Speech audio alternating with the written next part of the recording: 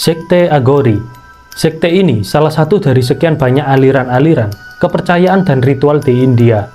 Dan sekte ini adalah sekte yang paling kontroversial. Bahkan banyak banget orang-orang di seluruh dunia pernah mendengar cerita-cerita yang mencengangkan tentang ritual aneh mereka. Oke, selamat datang di Areal. Gua Amirul Effendi. Kali ini kita akan bahas tentang apa sekte Aghori itu.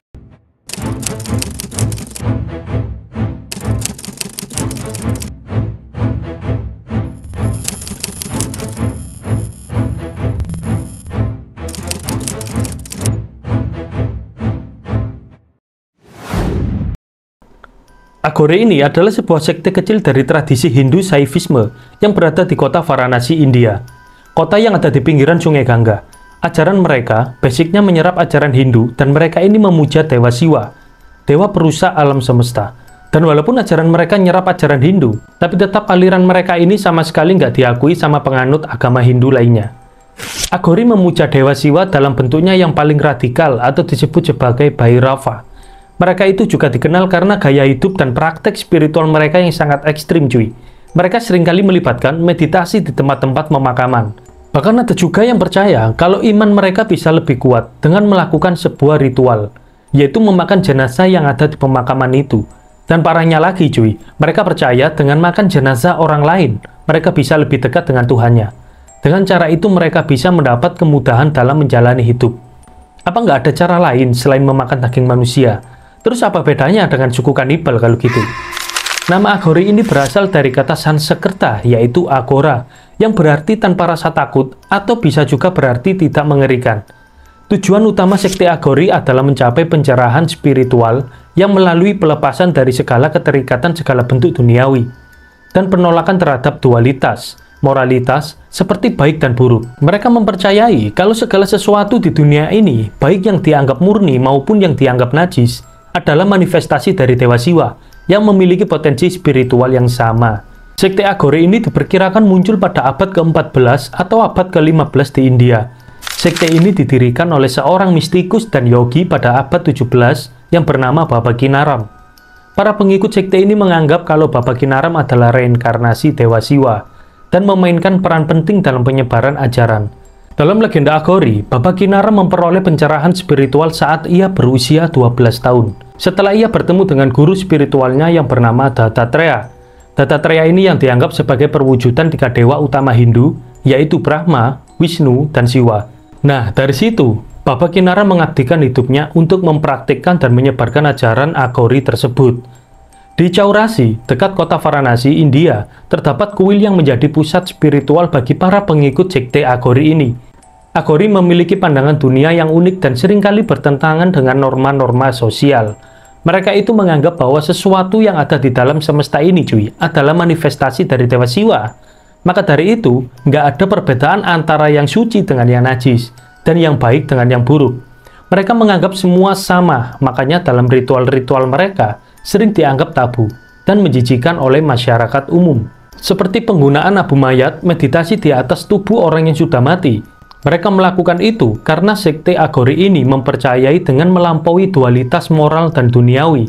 Mereka bisa menolak batasan-batasan ini dan dapat mencapai keadaan kesadaran tertinggi yang mereka sebut dengan sebutan moksha atau pembebasan. Dan ada juga, cuy, yang menganggap kalau tradisi mereka itu juga mencampurkan beberapa tradisi suku Kapalika, yaitu suku yang punya ritual pengorbanan manusia. Suku ini sudah ada sejak abad ke-7, tapi sekarang mereka udah nggak ada lagi, cuy.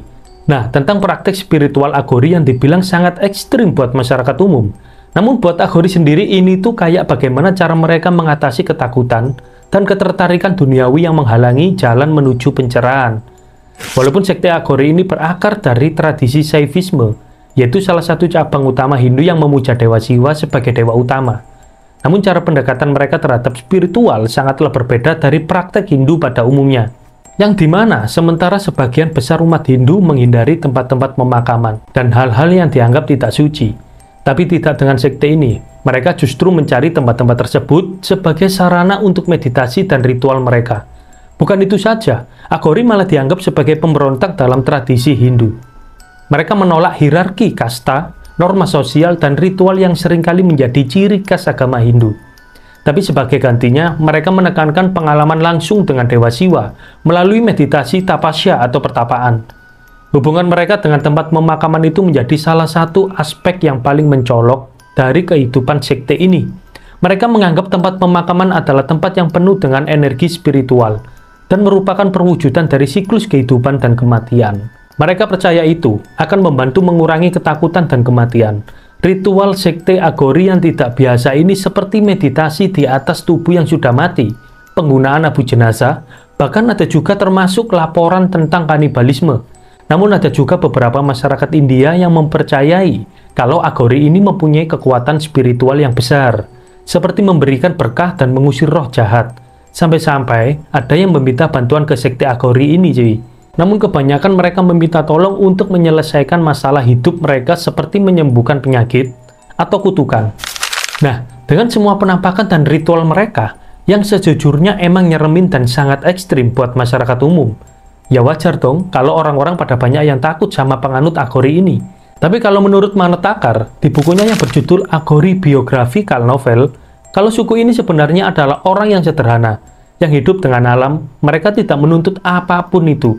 Bahkan mereka nggak pernah membenci seseorang atau membenci sesuatu. Mereka menganggap semua hal di dunia ini setara. Dan itu kenapa mereka nggak pernah membedakan antara daging hewan yang disembelih atau daging manusia. Ya menurut mereka apa yang didapat ya itulah yang mereka makan. Ritual sekte ini yang paling mencolok adalah melumuri seluruh bagian wajah dan tubuhnya dengan abu jenazah. Dalam perjalanan spiritual mereka, hal ini juga mencerminkan filosofi mereka tentang kesatuan antara yang dianggap suci dan najis. Biasanya para sekte Agori ini bermeditasi di dekat jenazah yang belum dikremasi. Dan yang mengerikan cuy, ada juga beberapa menggunakan tengkorak manusia sebagai wadah untuk minum atau makan. Sekaligus mereka membaca mantra suci yang ditujukan untuk Dewa Siwa. Dan tentang laporan yang menganggap mereka kanibal, sebenarnya mereka hanya memakan daging orang-orang tertentu yang sudah meninggal. Namun bukan seperti orang yang dibunuh, kecelakaan ataupun bunuh diri cuy. Mereka itu memakan daging mayat yang mengapung di sungai yang dibuang keluarganya sendiri karena tak cukup punya dana untuk mengkremasinya. Hanya dilakukan sebagai bagian dari ritual yang sangat khusus. Nah, namun dalam media, kebanyakan kanibalisme sekte ini terlalu dilebih-lebihkan dan disalahpahami. Akhirnya seringkali menimbulkan kecaman dari masyarakat dan bahkan dari kalangan umat Hindu lainnya. Tapi sekte Agori ini udah mulai bersentuhan sama masyarakat umum dan kerap sering membantu orang-orang yang meminta bantuan kepada Agori ini. Jadi di kota Varanasi ini kalau ada orang yang kena penyakit lepra, maka mereka akan dibuang dan ditelantarkan oleh keluarga mereka. Nah, pasien yang terlantar ini akhirnya dirawat di rumah sakit yang dikelola orang Agori di kota Varanasi ini. Beberapa orang Agori ini udah pelan-pelan tersentuh peradaban cuy. Mereka menggunakan teknologi modern seperti memakai telepon seluler. Ada juga yang memakai transportasi umum. Bahkan juga banyak yang sudah memakai baju saat datang ke tempat umum. Oke, cukup pembahasan kali ini cuy. Jangan lupa like kalau kalian suka. Komen, terserah kalian mau komen apa saja. Kasih masukan, saran yang banyak. Dan kalian yang belum subscribe, jangan lupa subscribe. Dan sampai jumpa di video selanjutnya.